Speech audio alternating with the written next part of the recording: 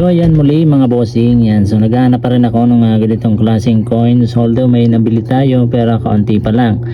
So kailangan pa natin ng mas maraming ipon ng ganitong klaseng coins kasi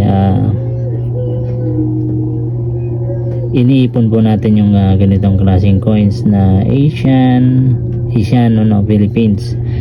Yeah, so patuloy pa rin tayong nabibili ng ganyan. So kaya kailangan pag may nakita ka, comment mo agad dito sa ating comment section. Yan, so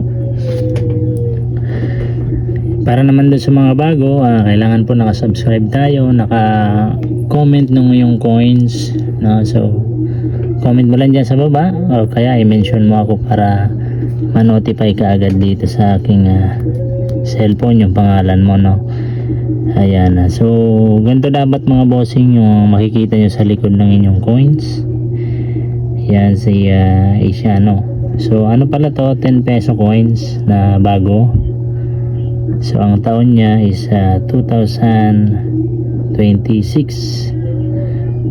Yan. So yan ang hanapin nyo sa inyong mga coins mga idol.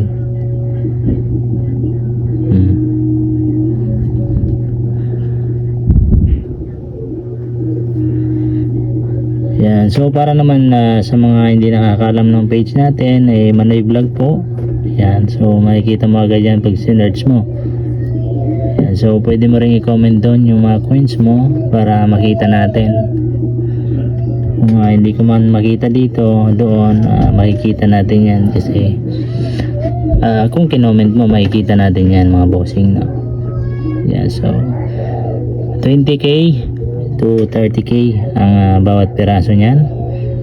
So kaya kung meron ka, comment mo agad kasi sayang yung pagkakataon mga bossing, no? So minsan lang tayo bumili ng ganitong coin. Yan. So at the same times bago pa, 2026 lang.